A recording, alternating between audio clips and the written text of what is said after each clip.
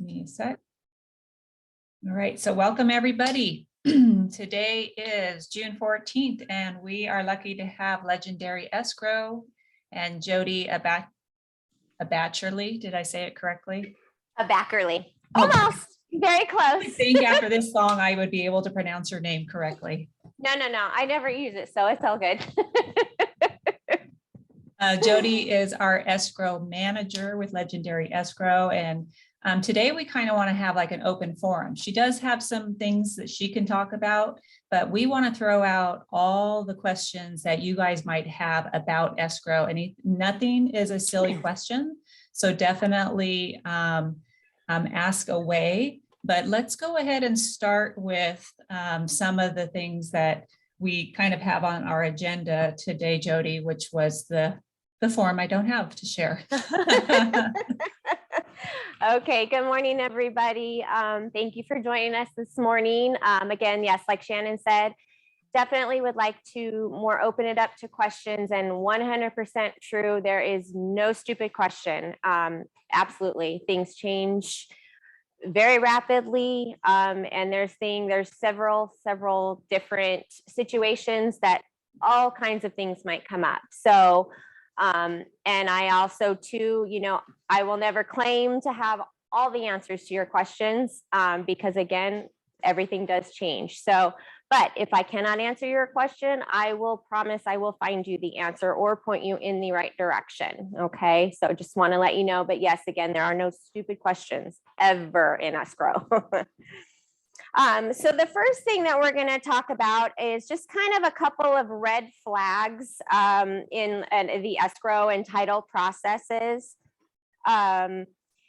One major thing is clearing liens and judgments, things like that on your preliminary title report. When you get your preliminary title report from title or from us, whichever it will come directly from, make sure you take a look at it. Please don't just set it aside and think that it's not a big deal. We need to make sure. Sometimes there's liens, judgments, things like that do need to be cleared before we can close escrow. And a lot of times those take some time to get. We need, authorization from sellers a lot of the times. We need social security numbers. And again, a lot of those companies with liens or judgments, child support, things like that, they can take like 2 weeks or more to get in a demand. So if we don't start that immediately, when we, as soon as we get our prelim and kind of start to look at it, investigate it, it can cause delays, and we don't want to have that. So, we want to make sure it's a very smooth transaction. That's our whole goal in escrow, is to make it as smooth as possible for both you and your clients. So, a lot of times too, on your preliminary title report, there you go. Thanks, Shannon. A lot of times on there too, there will be documents that say there's a home equity line of credit. A lot of the times your sellers are going to forget about home equity lines of credits. Because sometimes they obtained that home equity line of credit, but didn't necessarily use it. Or so it may be that they don't owe anything on it, but it still has to be released off of the prelim before we can close escrow. Also, a lot of times with the home equity line of credits, they will maybe have used them and probably have paid them off. However, they were never closed. So on a mortgage, a regular standard mortgage, when we pay that off, or title pays that off when we close escrow, that automatically gets, released off of the prelim. It's paid off. It's a mortgage. It's paid off. That means it's a closed loan. Home equity line of credits are completely different. They have to actually be closed. Just because they get paid off or paid down does not mean that those have been released. So very important. A lot of times we'll get a prelim and we'll see 2 loans on it. One's a regular, one's a home equity line of credit. We look at our seller's statement that they've provided us with the loan information, and it only has 1 loan on it. well, where's the other one? We need to get in contact with that lender and still get that released. So those are just a couple of instances where things that can take time and that can delay the escrow. And again, the most important thing I can communicate is communication between us and you and your clients. It's huge. Just keep that communication open. You might not think it's something that we might need to know, or we might not, be concerned with. Shoot us an email, give us a call, whatever you want to do. Just keep us in the loop of what's going on. A lot of times we'll get information. I'll get a call. I'll know nothing about what's going on because I haven't been informed in it. As far as, oh, there might be the lender's looking for something. Oh, I don't know about that. What do you mean this or that? So again, it's just communication is key. Again, if we don't need it, that's fine. It didn't hurt, but at least we're all communicating. So that's the most important thing that I can relay. And as much information up front as possible. Anything having to do with just any type of different circumstances, in the escrow. If you're dealing with a deceased person that was on title, still showing on title, again, we need to know these things. If we're dealing with, a corporation, we're going to need documents with them, just different things like that. Anything that's different between your just straight normal buyer and seller. As much information up front as we can get is best. So, and again, I have a question for you, Jody, while you're on this subject, yes. Kind of just to help the newer agents understand, when you have like a death, someone who is deceased, you have a trust or you have a corporation, do you need to see the original documents, or are photocopies or scanned documents going to be acceptable for trust, proof of the death certificate, etc.? Okay, so yes, good question. The trust, any type of corporation documents, LLC documents, anything like that, trust documents, those we can have emailed copies or copies of. We don't need originals of those. However, if we are dealing with a death and we do need a death certificate, the best thing to do is to get us a copy of the death certificate right away. Even maybe when you open the escrow, send it with the offer. And then we will need, depending on the situation, but most likely when you're dealing with a death, we will need the original prior to close of escrow, because most of the time we're going to be recording an affidavit of death, some type of affidavit of death. And in order to record that, we do need the original death cert. They will get it back, but we do have to have it prior to close of escrow. It does get recorded. So yeah, definitely original death certs, but everything else is good for copies. What about, is there such thing as a certified copy for that death certificate? I just feel like some people are so worried about giving up the original. Yeah, it should be the originals. I believe it does have to be an actual original. Yeah. And a lot of time, like I said, we do guarantee they will get it back, but yeah, they'll be without it for a while. Morning. But yeah, we do need that back. Okay. Mm-hmm. Very good. Yeah. Any other questions as of right now? Feel free to join in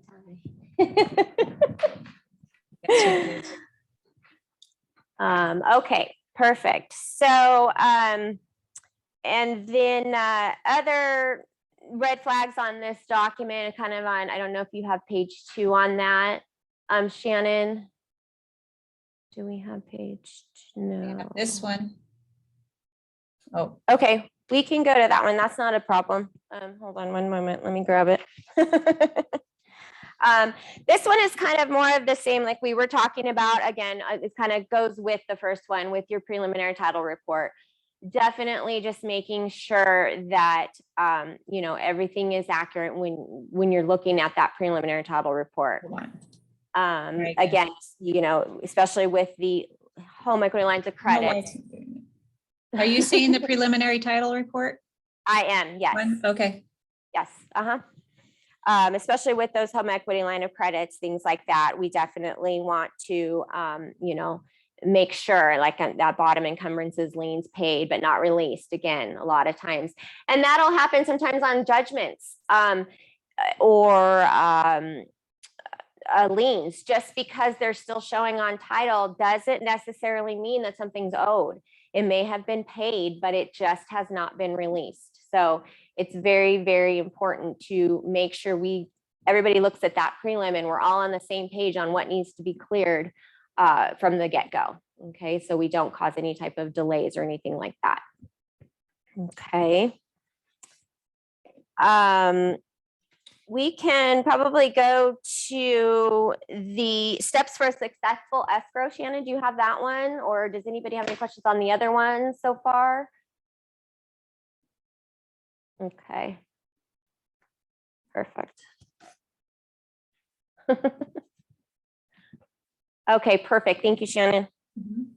Okay, so this one, ask for your escrow number. A lot of times it is very helpful if you guys have our escrow number.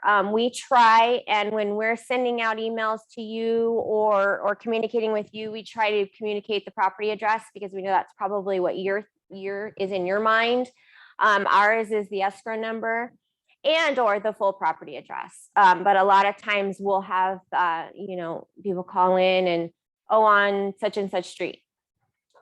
Okay, can I have the full, address? It's just helpful. Only because sometimes, believe it or not, we do have more than one on the same street. So again, as much information as we can get is helpful as far as communicating and making sure we're not communicating the wrong information. Again, there you go with your read the title commitment, the prelim, we went over that. Communicate, again, I went over that. And then, informing your escrow officer of any changes. Again, anything, whether you think it's pertinent that we know it or not, please make sure you relay that to us. I think the important thing here is sometimes we forget addendums and additional documents when we are opening escrow. Every single thing that has been agreed upon with the purchase contract needs to go to escrow. They don't know what they don't see. And so I don't know if now would be a good time to kind of talk about what Joe was asking to speak of with the COP. All I heard was COP, and that's a good one that needs to be communicated to escrow. Yeah, it's definitely a good one to talk about. And definitely when you do open escrow, all of the documents, we do need them. If we don't need them, we will shred them. If we don't need that particular disclosure in our file, we'll shred them. But it's better to give us more information than less. And as far as along the escrow road through the transaction, you've got addendums maybe going on. If again, like Shannon said, if we don't see them, we have no clue. And that's what I'm talking about as far as the communication as well. We'll get calls or the lender's looking for something as far as a credit goes. And I have no clue. If I haven't seen it, we have no clue. So again, it's just easy to forget. Oh, we did an addendum. Don't forget to send it to escrow. Because again, we do need that. It's very important. Also, yes, as far as the COPs, the contingencies on, the replacement properties, we do have a nightmare file right now. It was not the error of our agent, our side at all. It was really a lack of communication from the selling agent, who is an outside agent, is not affiliated with Berkshire.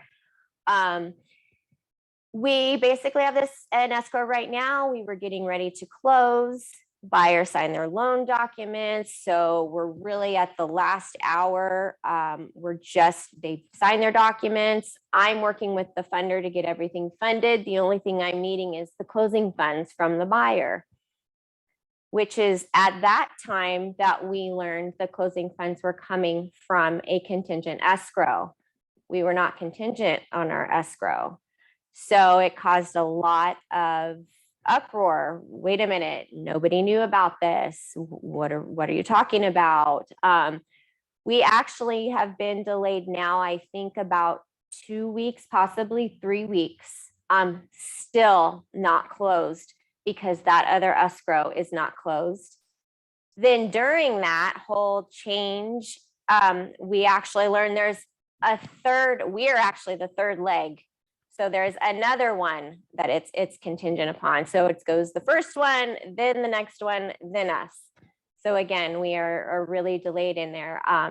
So again, that's not our agent's fault or anything like that, but it's just communication and knowing what's going on. Unfortunately, that was not a good situation with that other agent, outside agent. So was the seller aware that the buyer had a home to sell in the first place, or this is they just didn't even mark it on the contract? It was not known. Here it is. Correct. It was not known at all by anyone. So like I said, that buyer could be homeless if the seller decided not to move forward. Absolutely. Mm-hmm. Yeah, it's caused a lot of problems through the file. Absolutely. And unfortunately, it's a shame that there are agents out there that do that. You know, they were probably trying to just sweep it real quick, trying to get it closed. Oh no, everything will be fine. And we've heard different things back and forth. No, it's fine. It's not a big deal. It's in all cash. They're ready to go. Well, of course, now after further delay, no, there's a loan, there's loan docs. So it's hard because at that point you want to close, but you can't. So now you have to make the decision, you know, as the agent with your client, do you cancel and start all over again? Or do we keep waiting? How long do we keep waiting? So that, you know, it's a hard situation. But again, that doesn't have anything to do with, you know, like I said, our agent didn't communicate with us. That's not the case, but it's just unfortunate that type of thing does and can happen. So, I have one more question with regards to contingency. How quickly can we get funds from one escrow company to another? I see some agents write on their contracts concurrent closing, and that's just, to me, that's impossible. It is impossible. Okay. Yeah. Generally, it'll be the next business day that we can, after we close escrow, that we can transfer the funds to the other escrow company, and vice versa, usually with, you know, that they can get us funds. So you're generally looking about a day in between. It can close one can close one day, the other can close the next. But same day closings for both files is extremely rare. It just doesn't happen. The title company and the escrow company, nobody's going to release funds until they know that file is completely closed and recorded. By the time that is, it's too late to wire funds. And so we don't get the wire till the next day. So yeah, it's unfortunately, it's just not the case anymore. You definitely have to make sure you've got that, you know, maybe 3 days or whatnot, possession or something to cover that. Mm-hmm. Hey, Jody, this is Adrienne Ritter. I have a question. Hi, Adrienne. Yes. Hey, so I understand that we really need to send documents to escrow, but the one that always messes me up, and I don't realize, I guess, the importance of the speed of getting it there, is credits to the buyer. I mean, why does that affect the loan? I don't understand why that affects the loan when it doesn't change the loan. It does change the loan because the loan has already gone through underwriting and it has gone through underwriting and everything. The lender for the buyer has already sourced all their funds, everything like that on that side of things. Now, if you go and you add a credit in at the close of escrow or close to closing, that can cause delays because yes, the lender has to they'll see our closing statement and they will see that credit on there. And sometimes it kind of depends on the amounts maybe and or loan program that the buyer is going with. But sometimes it'll be okay, no big deal. However, I'm going to say probably 90% of the time that's not the case. And then the file will have to go back to underwriting. which could cause, again, a couple 2-3 day delay, if not more. And again, I don't have the exact answer as far as why it does affect, only other than the fact that they run their files, the lender runs their files and checks everything out on their end based on what's on our contract and anything, counters, addendums, anything that we've already presented to them. When you go to change it that close to closing, where they're about ready to send us loan documents and we say, oh, wait, we have a credit that we just found out about, again, it can cause a delay. Okay, I guess it's just that always seems to happen. Those credits, for problems happen at the end, and then there's trouble.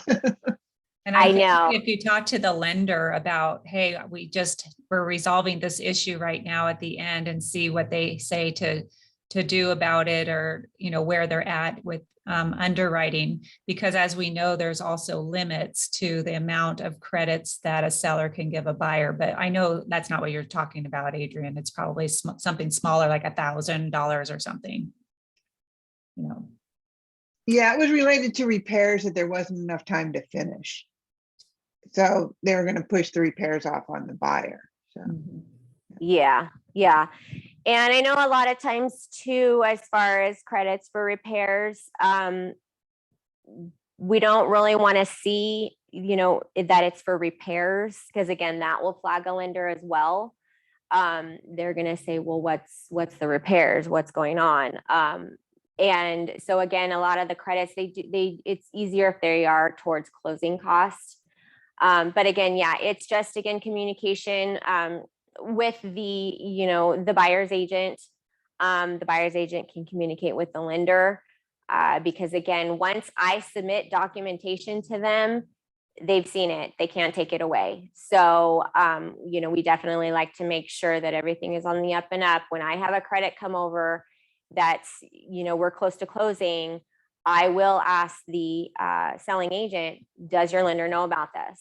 Because I don't want to pull any red flags. I just want to make sure everyone's on the same page in regards to that. So unfortunately, Adrian, I know, I agree. It's one of those hard situations. But, and it's kind of a case by case based on what it's for and the amount. But just as a general rule, it is most of the time it could delay for the underwriting. Another not situation, but another thought, because sometimes when we get down to repairs being done at the last minute, there is an opportunity to possibly pay a repair bill through escrow. Is that right, Jody? Yes, we can do that as well. And we would need the invoice to do that. And yeah, we can pay that at the close of escrow from, whoever agrees to pay for that. Yeah, that can be done. Again, it's just, if you're adding anything, any fees or anything to the buyer side, that's when you're going to have, as far as if there's a loan, that's when you could have delays, because again, we cannot add fees at the close of escrow to the buyer's side. The lender will definitely pull that and delay it.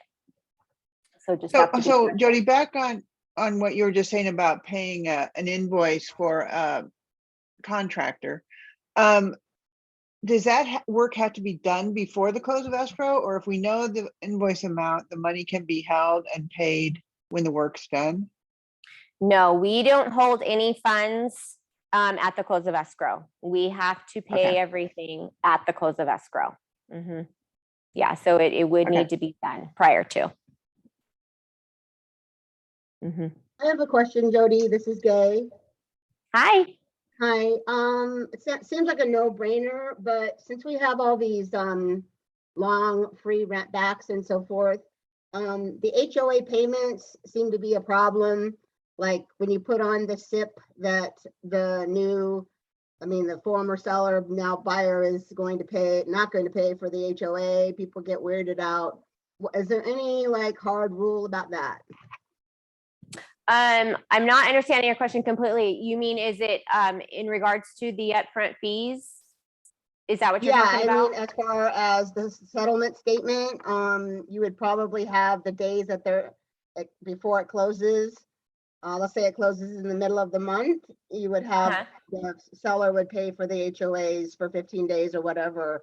But then after that, they're still in the property. And it seems to be confusion whether or not they should continue paying the HOA monthly fees after they're renting back. If they're renting back, I believe that would be on the addendum. If I'm not mistaken, I believe that would be addressed on the addendum. Normally, as a general rule, and as far as our files go, we will prorate the HOA dues and property taxes based on the close of escrow date, whether or not there's a rent back or not. That's just our general rule. If it needs to be something different, I have had one that everybody did agree that the HOA dues were going to be prorated based on the rent back date. But again, and that's fine, we can do that. It just needs to be in writing and everyone has to agree on that. But as a general rule, the prorations are based on close of escrow date.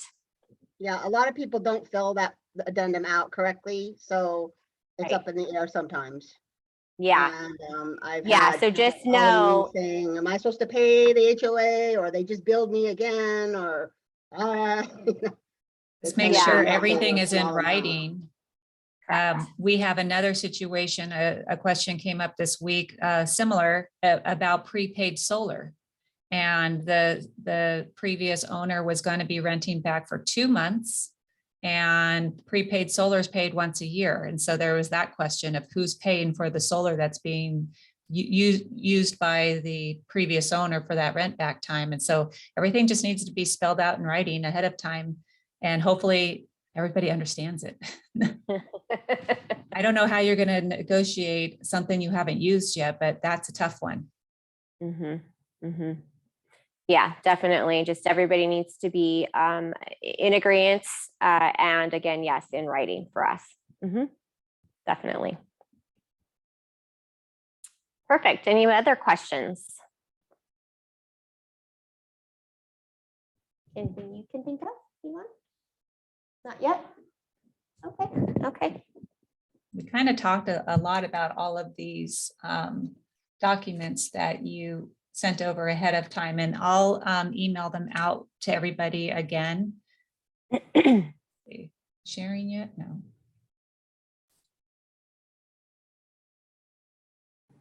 Does anybody have any? Anthony. Hi, Anthony. So I have a quick question. I'm just kind of curious. Have you guys ever worked with land trusts, and like a land trust being converted into a LLC, or how does it work in California for that? That I have not. Have you done anything? Land trust converted into LLC?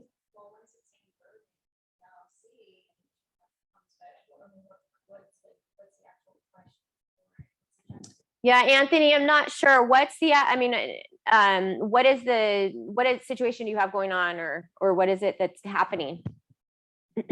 So it's not a situation I have going on. It was just like a question that I saw in like this one course that I was just taking. So I was just kind of curious on how that worked. I'll double check on my end to get more information, and I'll just relay the message to you. Okay, it'd be an attorney? Yes. So Anthony, what ends up happening is whoever prepared the documents, they can go back to that attorney or whomever created the document so that they can convert it to the LLC for them. That's usually the proper procedure for that, just depending on who actually helped them the first time around, put it in the land trust for them. Okay, cool. So we're pretty much done by an attorney then. Correct. Oh, okay, awesome. Thank you. You're welcome. Thank you. Does Okay. anybody else have any questions or challenges that they've encountered during their escrows that they want to chat about? Yeah, that's what I told earlier. Yeah, we were just opening it up to chat. So any concerns or anything like that? Nothing, not yet. Okay. Touch real quickly on the qualified substitute process, the FERPTA compliance. Yes. In general, so we, a lot of times what happens, the listing side will send us your QS. We cannot complete, or excuse me, we cannot sign that and send it back to you until we receive the seller's escrow documents back from them. So again, it's a good opportunity to make sure again that you know, as the agent, you are communicating with your clients. When you do get your escrow package, please make sure you get it, you know, completed and returned in a timely manner. Because again, we are waiting for those documents. We're waiting for both the buyer and the seller documents in order to continue processing our file. People are looking for us, the lender's looking for information from us, which we will not have unless we have those documents back from them. Sellers are even more important because again, we're waiting for their payoff information, their loan information, their mortgage information, anything like that that we need to order payoffs on. A lot of times, again, they'll need the signed authorization, which is one of the forms in that package, and we cannot order those until we get those forms back. The QS is another one. There's forms in our documents that will allow us to sign that QS, but again, we cannot sign it until we see those forms back from the seller. So, and we do, you know, as soon we do try and, you know, I have a lot of files, a lot of my agents or a lot of the TCs will send in the QS to me. We'll definitely put it in our file. And then as soon as we process that seller package, we'll email it back out to you guys so that it can be sent over to the buyer for signature as well. As CAR recommends that the FERPTA compliance be handled like a seller disclosure. And so as we're providing our documents to our sellers, we're opening escrow and all of that. If we've already done the TDS, SPQ at the time of listing, it's a good idea to make sure we've got the AS taken care of as well. And that part comes back quickly to escrow so that this process can move smoothly. CAR recommends that the sellers provide their ASs and their completed FERPTA documents back to escrow and then through on to the buyers as quickly as possible. Just remember, there's only two types of escrows that are qualified to do a qualified substitute, and that is the Department of Financial Protection and Innovation, the DFPIs like Legendary, and the Department of Insurance. If we are working with a buyer and we anticipate having to use a broker controlled escrow or a Department of Real Estate governed escrow, we need to address this issue early on so that we make sure that we get a qualified substitute from an entity that can provide it. A Department of Real Estate escrow cannot do that work. So I know in our super competitive market, it's not a good idea to go in there and start trying to fight for escrow and title with our offers. But as soon as the offer is accepted, make sure that we've got a entity, typically the title company, that is willing to perform that service. It's certainly a good shot in the arm for Legendary and the DFPI status is we don't have that problem. Perfect. Any other questions, It's concerns? just a very good reminder, Joe. Thank you. Yes. I guess if there's no other questions, we can call it a day. Thank you, everybody, for coming today. Thank you for those who asked questions. Jody and Harmony are always available. They've got a great office right next to our French Valley office. Write Legendary Escrow into your purchase contracts. Sometimes they stick unexpectedly, so that's great. Thank you mostly, Jody, for being a part of this and for traveling to the Menifee office to present to us. I appreciate you. Absolutely. Thank you so much for having us. And yes, again, we're always there for you. You know, email, phone call, whatever you prefer. We're fine with either way. We're always there. And we do try and get back to you as soon as possible. I know when I ask a question or I'm needing information, I want it as soon as possible. So we try and turn that back around to you as well. So again, yeah, definitely always there. And just to reiterate again, no stupid questions. I guess I should mention, and we've kind of been hinting around for a little bit about Pickford Escrow and the name change that's coming soon. So that will be happening shortly. Each branch manager has instructions on how to make that change once it's absolutely official. So just keep your ears out with your managers about the new Pickford Escrow. It's still our same great team, just a new name. Yep, same team, just different name. Perfect. Still there for you. All right. Thank you, everybody, for coming. Have a wonderful Thank day. you. Thank you.